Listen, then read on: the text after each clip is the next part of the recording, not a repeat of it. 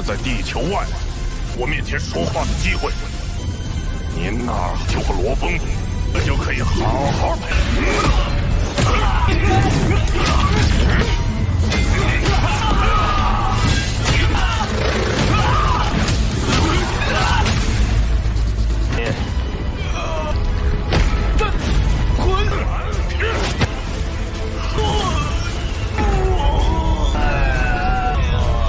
这不可估量。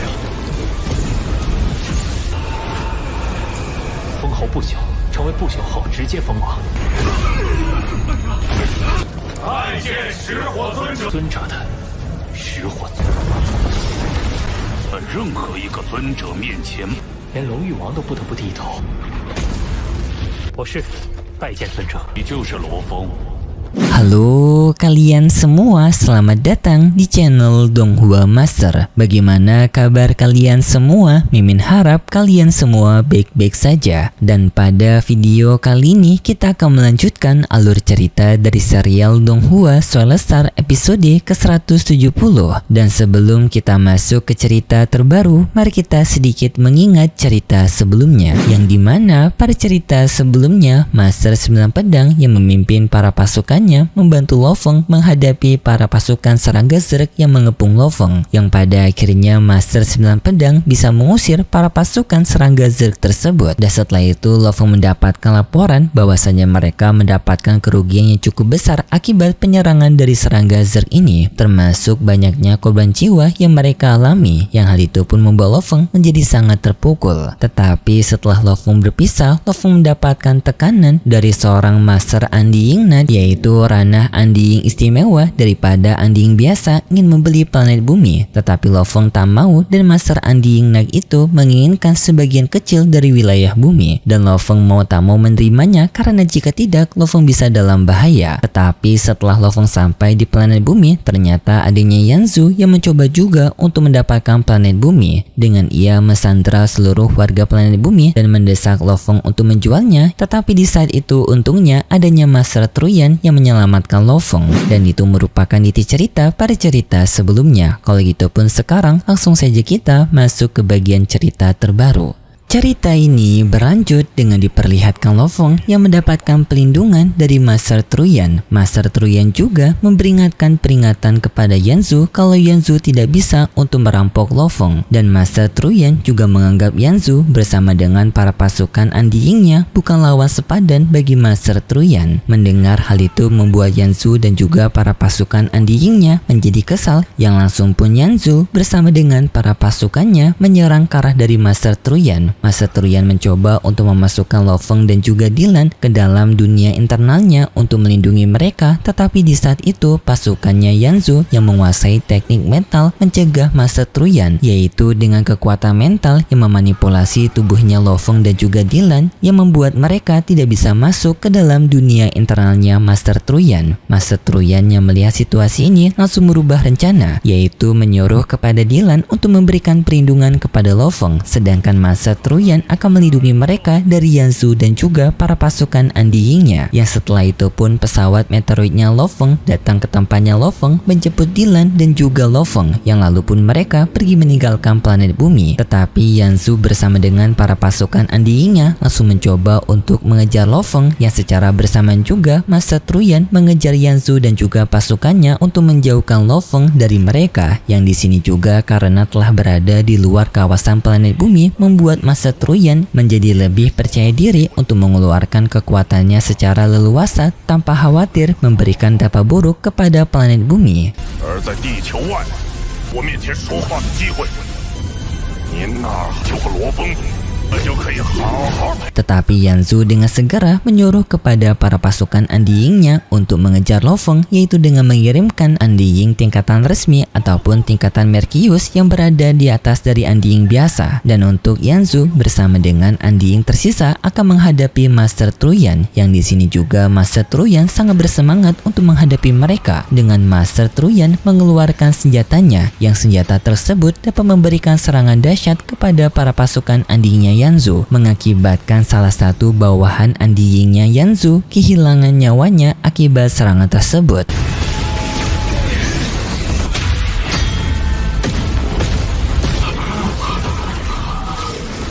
Berpindah kepada Lo Feng dan juga Dylan yang berada di dalam pesawat meteoroid. Mereka sekarang masih dikejar oleh 6 anjingnya Yanzu sebelumnya. Yang sayangnya di saat itu pesawat mereka dihentikan oleh ke-6 anjingnya Yanzu menggunakan teknik mental membuat pesawat mereka tidak bisa bergerak.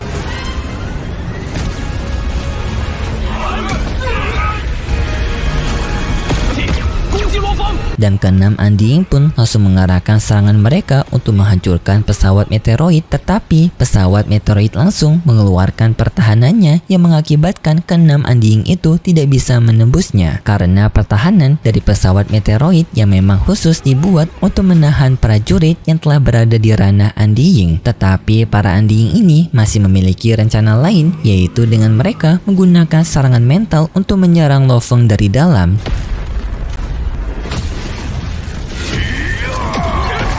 Dan sayangnya karena pesawat Lo Feng tidak memiliki pelindungan dari serangan mental, membuat di sini Dylan harus melindungi Lo Feng seorang diri. Dan di sini Lo Feng sangat menyadari kalau situasinya sekarang sudah sangat terjepit karena mereka tidak bisa menggerakkan pesawat akibat teknik mental yang menahan pesawat mereka. Dan juga Dylan kemungkinan besar tidak akan bisa bertahan lama untuk melindungi dirinya dari serangan tekanan mental dari para pasukan anjingnya Yanzu. Berpindah ke pertarungan Master Truyan yang menghadapi Yanzu dan juga para pasukan anjingnya. Master Truyan menghadapi mereka tanpa tidak memiliki beban sedikit.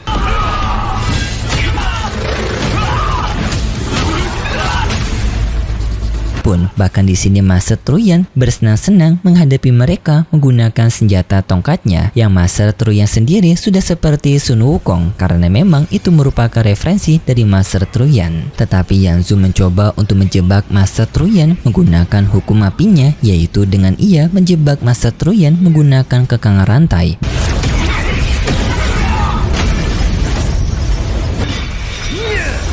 Dan juga digabungkan dengan serangan para bawahan anjingnya Yanzu. Mereka pun membuat serangan ledakan api kepada Master Truyan. Tetapi Master Truyan selamat dari serangan tersebut dan merendahkan serangan Yanzu dengan mengatakan kalau serangan Yanzu sangatlah lemah.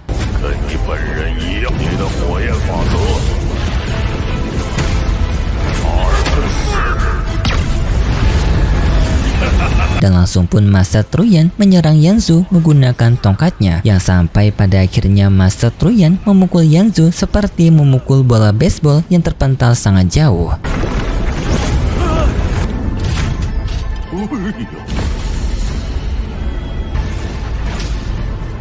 Yang terpentalnya juga mengarah kepada Lo Feng, dan Lo Feng pun mengambil kesempatan ini, yaitu dengan menggerakkan pesawatnya dengan pergerakan kecil ke arah dari Yanzu, yang karena pesawat meteor sendiri juga didesain sebagai serangan menggunakan serangan fisik yang memanfaatkan bodinya yang sangat keras dan memukul Yanzu, mengakibatkan Yanzu terpental kembali ke arah Master Truyan, yang langsung pun Master Truyan melanjutkan serangannya kepada Yanzu dengan serangan pukulan bertubi-tubi menggunakan tongkatnya, mengakibatkan Yanzu pada akhirnya babak belur.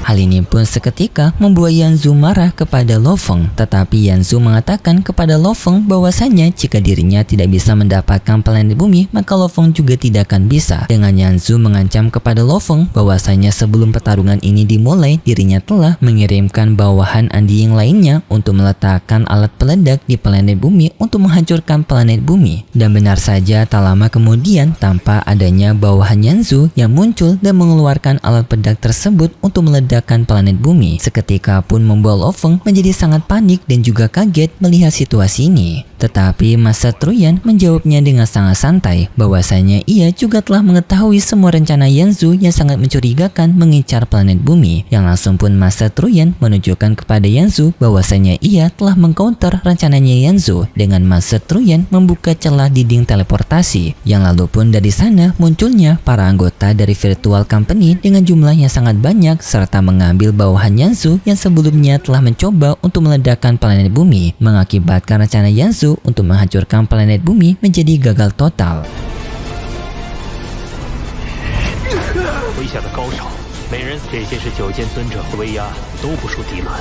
Lo Feng yang melihat banyak pasukan dari Virtual Company yang datang menolongnya mengetahui kalau para pasukan ini merupakan para pasukan milik dari Master 9 Pedang. Tetapi Master 9 Pedang tidak ada di sana dengan digantikan Master Long Yu. Dan di sini pun Master Long Yu marah kepada Yanzu karena Yanzu yang telah berani untuk menyinggung anggota Virtual Company mereka yaitu Lo Feng, bahkan mencoba secara paksa untuk mengambil alih kepemilikan planet bumi. Master Long Yu pun langsung memerintahkan kepada para bawahannya untuk menangkap Yanzu. Tetapi di saat itu tiba-tiba saja mereka kedatangan tamu yang tak diduga-duga yaitu Master Shihuo, yaitu ayahnya Yanzu, yang kedatangannya seketika membuat Lo Feng bersama dengan lainnya merasakan tekanan yang dahsyat dari Master Shihuo ini yang merupakan salah satu anggota penjabat tinggi dari Battle X Colosseum. 成为不朽后直接封王。拜见石火尊者。尊者的石火潜修，早日达到能。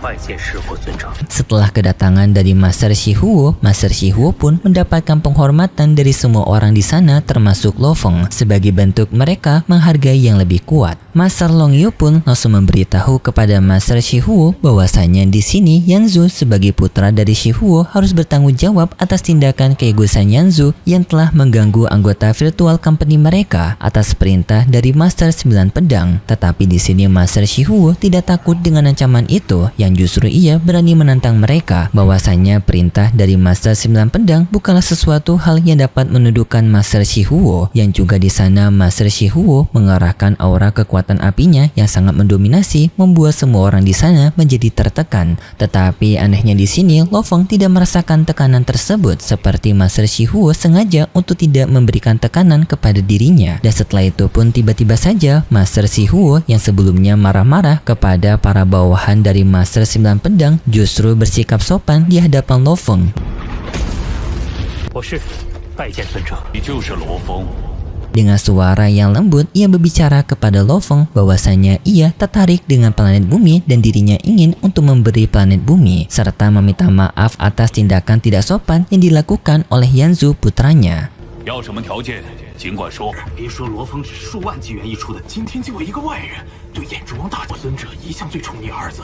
Lo Feng yang mendapatkan tawaran ini secara langsung oleh Master Shihuo tentu saja memberikan tekanan mental bagi Lo Feng untuk bisa menolaknya. Tetapi Lo Feng tetap berada di pendirian kerasnya dengan mengatakan secara sopan kalau planet bumi tidak akan ia jual. Sebagai kampung halaman Lo Feng tidak akan membiarkan rumahnya diambil orang lain. Seketika mendengar penolakan tersebut membuat anggota Virtual Company merasa khawatir tindakan Lo Feng sangatlah gegabah menolak permintaan dari Master Shihuo di hadapan mukanya secara langsung. Tetapi tak disangka respon dari Master Shihuo justru tetap tenang dan menerima keputusan Lo Feng dengan Lo Feng yang tidak akan memberikan planet bumi kepada dirinya. Hal ini pun seketika membuat semua orang di sana menjadi sangat kaget bagaimana bisa Master Shihuo yang sangat keras kepala dan juga egois dapat menerima keputusan yang bahkan memalukan bagi dirinya jika permintaannya ditolak oleh orang yang lebih rendah daripada dirinya. Tetapi di sini sikapnya sangat sopan. Dan setelah itu pun Master Shihuo menemui Yanzu serta meminta kepada Yanzu untuk bertanggung jawab atas tindakan Yanzu yang telah mengganggu planet bumi, yaitu dengan Yanzu yang akan diberikan hukuman berupa penjara 1000 tahun di penjara bintang 9. Mendengar hal itu membuat Yanzu menjadi kaget dan tak terima dengan keputusan ini, tetapi ayahnya Yanzu bersikap tegas kepada Yanzu. Dan setelah itu pun mereka pergi dari sana meninggalkan planet bumi. Dan setelah masalah mulai mereda, Master Long Yu bertanya kepada Lo Feng mengenai alasan dari planet bumi yang kenapa diincar oleh Master Shihuo, yang bahkan tidak hanya Master Shihuo, menurut laporan banyak ranah Undying Knight yang juga mengincar planet bumi ini. Lo Feng menjawab dengan jujur kalau dirinya juga tidak mengetahui alasannya kenapa. Karena tidak mendapatkan jawaban dari Lo Feng, Master Long Yu meminta kepada Lo Feng untuk tidak menyerahkan planet bumi ini kepada pihak manapun dan juga siapapun. Lo Feng memahaminya dan setelah itu Master Long Yu pergi dari sana. Master Truyan juga tidak mengetahui alasan dari planet bumi ini, tetapi Master Truyan menenangkan kepada Lo Feng kalau semuanya akan baik-baik saja. Dan setelah itu Master Truyan juga pergi dari sana. Tetapi setelah Lo Feng sendirian, tiba-tiba saja Lo Feng mendapatkan pesan dari Hong, yang di sini Hong ingin menjelaskan sesuatu kepada Lo Feng mengenai planet bumi. Jadi di sini Hong ternyata telah mengetahui semua masalah ini terlebih dahulu daripada Lo Lo Feng. Tetapi setelah itu ceritanya bersambung dan berikut cerita selanjutnya di minggu depan besok. Pada cerita selanjutnya kita diperlihatkan dari organisasi yang disebut sebagai organisasi Flame Wind yang menjajah sebuah planet budak, yang di sana mereka menggunakan para budak itu untuk mengumpulkan tanaman langka. Tetapi para tahanan mereka tidak mengumpulkan tanaman sesuai perjanjian mereka dan kekurangan 30%, dan organisasi Flame Wind meminta kompensasi berupa warga mereka yang akan diambil sebanyak 30%. Dan sedangkan Lo Feng nantinya memiliki tugas untuk membasmi organisasi Flame Wind ini. Lalu diperlihatkan Lo Feng juga yang mendapatkan informasi penting dari Hong, yang Hong sendiri merupakan anggota dari Battle X Colosseum, telah mengetahui struktur dari organisasi ini, yang nantinya juga Lo Feng akan mendapatkan informasi dari Hong mengenai banyak informasi yang baru ia ketahui. Tetapi karena kepentingan planet bumi akan rahasianya, para pihak dari Virtual Company mereka mendesak kepada Lo Feng untuk membiarkan Virtual Company mereka juga mengawasi planetnya Lo Feng. Walaupun Lo Feng tidak menyukai hal ini dan mencoba untuk menolaknya, tetapi Lo Feng tidak diberikan pilihan dan Lo Feng mau tak mau harus menerima hal ini karena Virtual Company juga merupakan organisasi pelindungnya Lo Feng. Di sini Lo Feng juga merasa tak enak jika menolak permintaan dari Virtual Company, dan itu cerita yang akan kita lihat nanti untuk episode selanjutnya di minggu depan besok. Dan sebagai penutup pada cerita kali ini, Mimin ingin mengingatkan kalau cerita ini merupakan dongeng fiksi yang tak nyata, yang hanya bertujuan untuk menghibur saja dan tidak untuk menyaingi keinginan kita. Kalau gitu pun terima kasih buat kalian semua yang sudah menonton video ini sampai akhir. Jika kalian suka dengan video kali ini, bisa beri like serta subscribe, dan sampai jumpa di video selanjutnya. See ya!